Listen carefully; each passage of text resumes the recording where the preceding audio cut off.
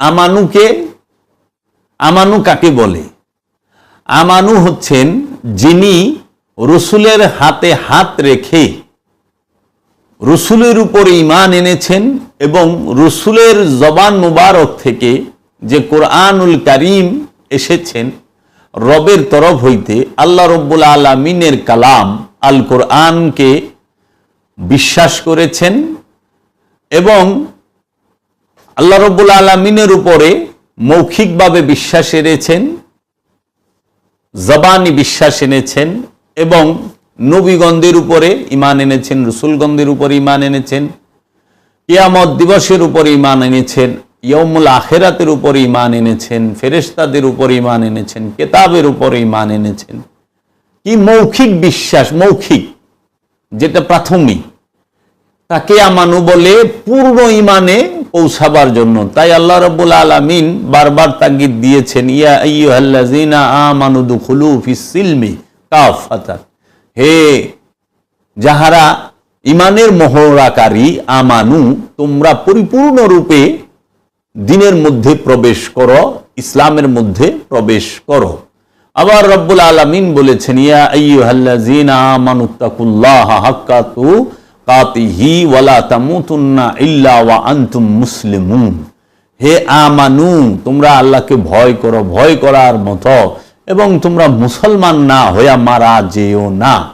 তাহলে এখানে আমরা দেখতে পাই যে আমানুকেই বলা হচ্ছে সিয়াম পালন করার জন্য, আমানুকেই বলা হচ্ছে তুমি পরিপূর্ণ ঈমানে প্রবেশ করো, দ্বীনের মধ্যে প্রবেশ করো। আবার এখানে আমরা দেখতে পাচ্ছি আমানুকেই বলা হচ্ছে, হে আমানু, তুমি মুসলমান না হয়ে মারা যায় না। আবার কোরআনে সূরা বাকারায় বলতেছে, ইয়া আইয়ুহাল্লাযীনা আমানু ওয়া আকিমুস সালাত ওয়া আতুজ যাকাত, হে আমানু, তুমি সালাত কায়েম করো, যাকাত আদায় করো। হে রসুলের হাতে হাত দিয়ে ঈমান আননেওয়ালা মৌখিক ঈমানদার, ঈমানের মহড়াকারী, তুমি সালাতকে কায়েম করো, যাকাতকে আদায় করো।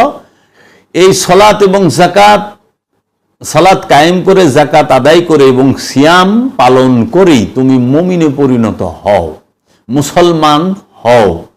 এই জন্য সূরা মায়দায় আল্লাহ রাব্বুল আলামিন বলেছেন, ইয়া আইয়ুহাল্লাযীনা আমানু আলাইকুম আনফুসাকুম, হে আমানু, তুমি তোমার নফসের খবর নাও।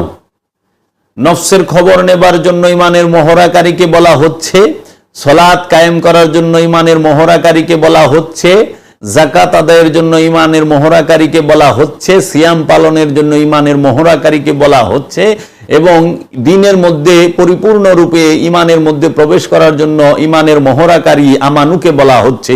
এবং এই আমানুকেই বলা হচ্ছে, হে ঈমানের মহড়াকারী, তুমি মুসলমান না হইয়া মারা যায়ও না।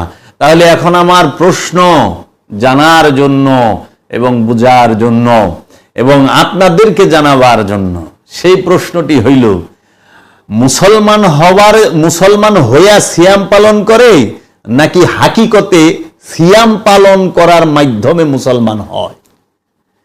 এই নামাজ কি ইসলামের রুকু, যেগুলো স্তম্ভ, যে ঈমান, সালাত, যাকাত, সিয়াম, হজ, কুরবানি, এই যে বিষয়গুলো, এইগুলো দিয়ে এগুলো কি মুসলমান হয়ে করে নাকি মুসলমান হওয়ার জন্য করতে হয়? আমি সারা কোরআন গবেষণা করে আমি এটুক পেয়েছি যে সালাত এবং যাকাত এবং হজ, কুরবানি, এই বিষয়গুলো এবং সিয়াম, এই বিষয়গুলো আদায় করতে হয়, পালন করতে হয়, প্রতিষ্ঠিত করতে হয়, উৎসর্গ করতে হয় একমাত্র মুসলমান হওয়ার জন্য, মুসলমান, পরিপূর্ণভাবে মুসলমান হওয়ার জন্য। এর জন্য